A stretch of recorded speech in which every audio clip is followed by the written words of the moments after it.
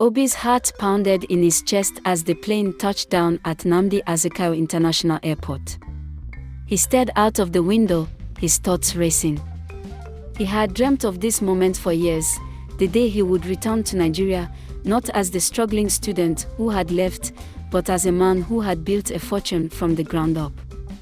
He clutched his phone, scrolling through the pictures his elder brother, Kelechi, had sent him: a grand duplex, a thriving filling station with his name boldly displayed, a fleet of cars parked in the compound. Soon, he would finally see the fruits of his labor. He had worked tirelessly, sending every spare penny home, trusting Kelechi to manage his investments. As he walked through the arrival hall, he expected to be met by his brother with a car from his so-called filling station. But no one was there. He dialed Kelechi's number. It rang endlessly. A sinking feeling settled in his chest. Something was wrong. Obi and Kelechi had grown up in Umuahia, Abia State. Their father, Papa Nnamdi, had been a proud but struggling man. After their mother's death, he had done everything to keep the family afloat. But there had never been enough money for both sons to go to university. Kelechi, being the elder, had sacrificed his education. Their father had sold their lands, their mother's jewelry, and even their family's only car to send Obi abroad for his master's degree in mechanical engineering. Kelechi had never openly complained. Instead, he had stayed behind, working as a trader and helping their father.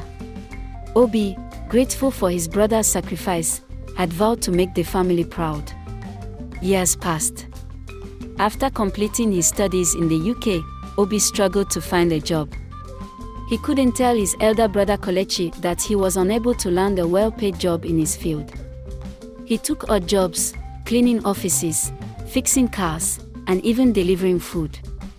But he never stopped sending money home, ensuring that Kelechi and his family never lacked.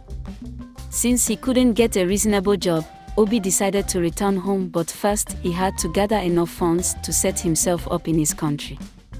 He sent money to Kelechi, instructing him to build a house, set up a palm plantation and invest in a filling station.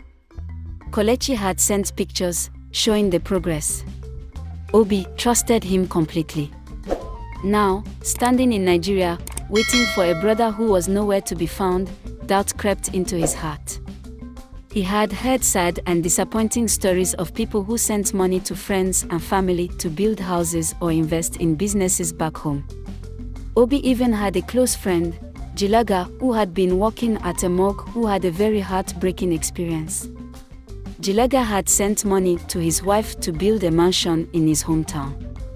She was also sent money to buy 5 landed properties and also build a shopping complex on one of the lands. Jilaga had chosen to send it to his wife because his stepbrothers could not be trusted.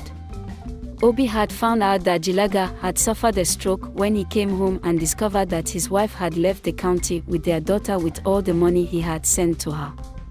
Obi felt for his friend, but he was so sure that his brother, who had been sacrificed his education so that he could go to school, would never hurt him. And so Obi quickly cleared his mind of any doubt. Obi hired a taxi and gave the driver the address Kelechi had provided. The taxi rattled over the uneven dirt road, kicking up a cloud of dust as it neared the location Kelechi had described. Obi sat in the back seat, clutching his phone, his fingers tightening around it as he reread the description of the place his brother had sent to him. He looked at the picture of the house his brother had sent to him. The house had a beautiful blue gate. The driver, a lanky man with tired eyes, slowed down and pointed ahead. "Oga, not here." Obi peered out the window. His stomach dropped. The blue gate was there, but behind it wasn't the grand house Kelechi had promised.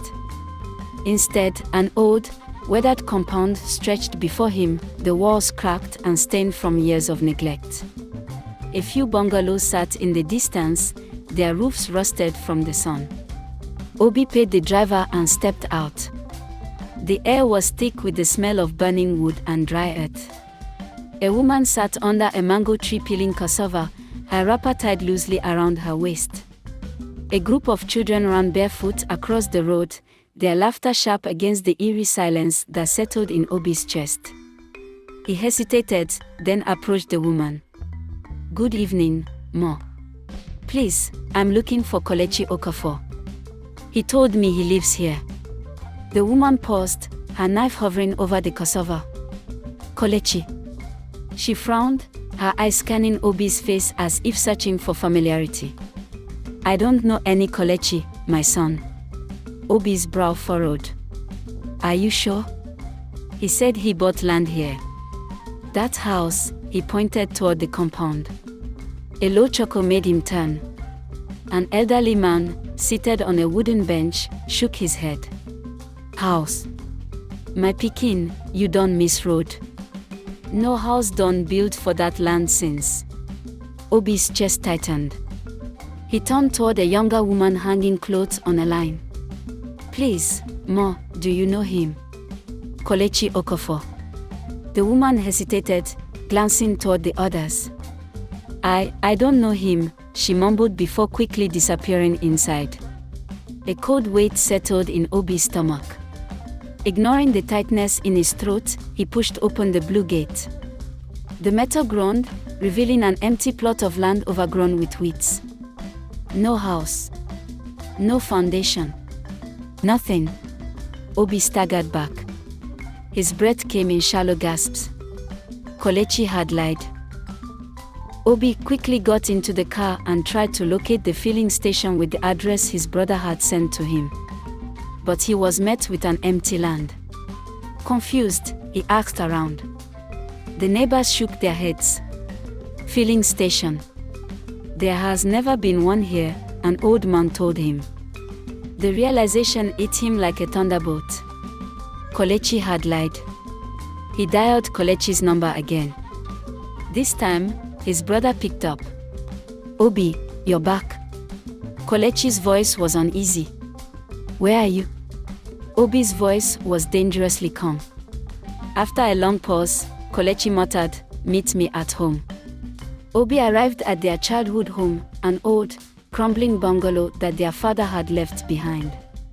Kelechi sat outside, looking worn out, his wife, Amoka, standing behind him nervously. Obi wasted no time. "Where is my house? My filling station?" Kelechi looked away. "Obi, things didn't go as planned. Don't lie to me." Obi shouted, his voice filled with betrayal. "I trusted you. I sent you everything I had. I was paying your children's school fees, giving you money whenever you needed it. And you lied to me." Amoka wiped her tears. "Please, Obi, forgive him." Obi clenched his fist. "Tell me what you did with my money." Kelechi finally spoke, his voice shaking. "I invested, but things went bad. I tried to recover, but it was too late." Obi scoffed. "Invested? Or squandered?" They both went silent. Then Kelechi confessed. "I was careless. I didn't know the investment was a Ponzi scheme. I wanted to use the proceeds of the investment to go back to school. I was not happy that I had given up my education for you. Don't you think I deserve to also get an education?" Obi's chest tightened. "You should have told me you wanted to go to school. You wasted my life's work. I thought I could fix it before you came back," Kelechi muttered. "I was ashamed to tell you the truth." Obi turned away, feeling as if the ground had been ripped from beneath him. Days passed. Obi tried to recover from the shock, but the pain was unbearable. He had nowhere to live, no business, and only a small amount of money left in his savings. His father's best friend, Chief Okafor, heard of what happened and called him. "Obi, don't let this break you. You are not a failure. You are a survivor. Pick up the pieces and start again." Chief Okafor connected him with an old friend who needed an engineer for his new factory. It wasn't what Obi had planned, but it was a start. As for Kelechi, life became difficult. Without Obi's support, he struggled to feed his family. He felt bad for what he had done. One evening, he came to Obi's rented apartment, his pride shattered. "Obi, I know I don't deserve your forgiveness, but I am begging you. Please, help me start again." Kelechi fell to his knees. "I have nothing left. I was a fool. If I could go back, I would change everything." Obi sighed. "I will never trust you like before, but I cannot watch your children suffer because of your mistakes." He helped Kelechi find a small job, but their relationship was never the same. Years later, Obi finally built his own house and business with his own hands. He had learned a painful but valuable lesson: trust must be earned, not given blindly. As he stood outside his filling station, now truly his, he thought of his father's sacrifices, of the years he had lost, of the brother who had betrayed him. Then he turned to his workers and smiled. He had built this, despite everything. He was finally home. Despite Obi's decision to help Kelechi find a job, their relationship remained strained. There was a deep wound between them, one that time alone could not heal. Every time Obi looked at his brother, he saw the years of hardship he had endured because of his betrayal. Yet, Kelechi was determined to prove he had changed. He worked tirelessly at the small job Obi had arranged for him at a local car repair shop. He no longer spent frivolously, and for the first time in years, he took responsibility for his family. But no matter what he did, Obi remained distant. One evening, as Obi locked up his filling station, he saw Kelechi waiting outside. "Can we talk?" Kelechi asked, his voice quiet. Obi exhaled sharply. "What now? I know I hurt you. I know I don't deserve your forgiveness. But, Obi, I need to make things right. Please, tell me how," Kelechi pleaded. Obi folded his arms. "You can't fix the past, Kelechi. Some things can never be undone." Kelechi looked down. "Then let me prove myself. I want to work for you." Obi narrowed his eyes. "You expect me to trust you with my business? After everything, I'll start at the lowest level. No money, no favors. Let me earn my place," Kelechi said, desperation in his voice. Obi hesitated. The thought of working alongside his brother after everything made his blood boil. But deep down, a part of him wondered, could people truly change? He made a decision. "Fine. You start as a fuel attendant. No special treatment. You work hard, or you're out." Kelechi nodded. "Thank you, Obi. I won't disappoint you." Kelechi kept his word. He worked long hours, taking orders from supervisors who once knew him as the man who wasted his brother's fortune. He swallowed his pride and endured the whispers and insults. Months passed, and Obi watched him closely. To his surprise, Kelechi never asked for favors. He never stole. He never complained. One evening, a customer at the station dropped a wad of cash on the ground without noticing. Kelechi picked it up and immediately returned it. Obi saw everything. That night, as they closed up, Obi confronted him. "Years ago, you wouldn't have thought twice about taking that money. What changed?" Kelechi met his gaze. "I lost everything because of greed, Obi. I lost you. I lost my dignity. I won't make the same mistake again." For the first time in years, Obi saw sincerity in his brother's eyes. But trust was not built overnight. Just as things were beginning to settle, a new storm arose.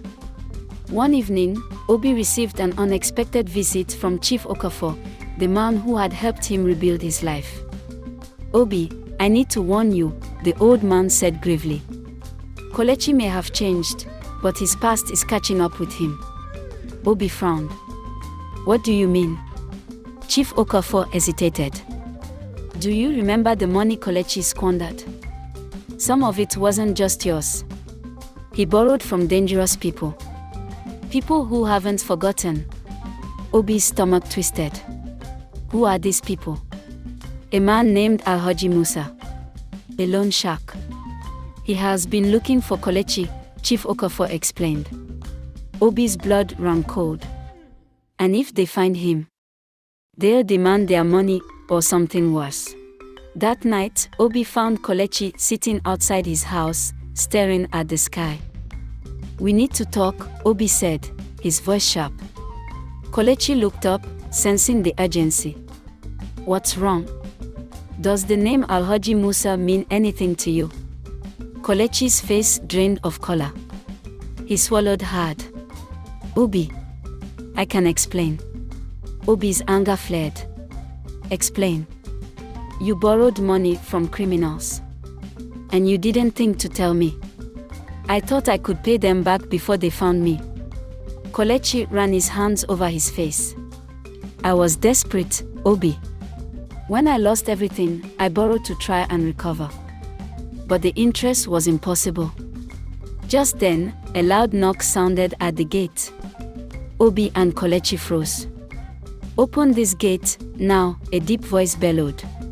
Kelechi shot to his feet, panic in his eyes. They found me. Obi opened the gate cautiously, finding 3 men standing outside.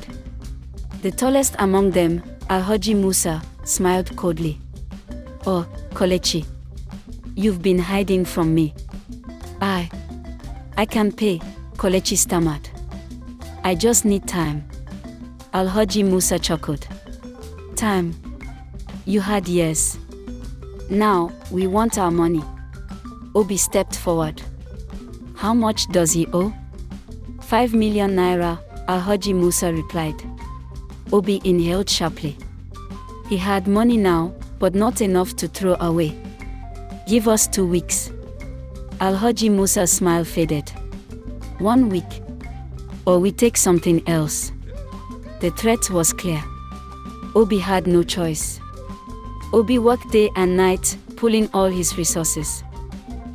Kelechi worked alongside him, refusing to rest. Even Amoka, Kelechi's wife, sold her parcels of land to contribute. A week later, they gathered the money. Alhaji Musa took the cash, counting it slowly. You're lucky, Kelechi. Your brother is a better man than you deserve. As the debt was settled, Kelechi turned to Obi, tears in his eyes. I owe you my life. Obi sighed. No, Kelechi. You owe me your honesty. From now on, no more secrets. Kelechi nodded. Never again.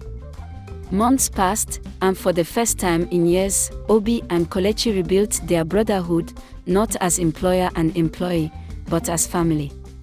One evening, as they sat outside Obi's house, Kelechi spoke. Obi, do you think Ponamdi would be proud of us? Obi looked at his brother. He would be proud that we didn't let our mistakes define us. They sat in silence, watching the sun set over their future. Trust, once broken, is difficult to rebuild. But with sincerity, sacrifice, and redemption, even the deepest betrayals can be healed.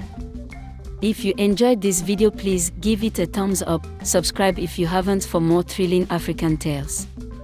If you enjoyed the story, let me know by leaving me a comment. Remember to share this video with a friend or two that you feel will enjoy it.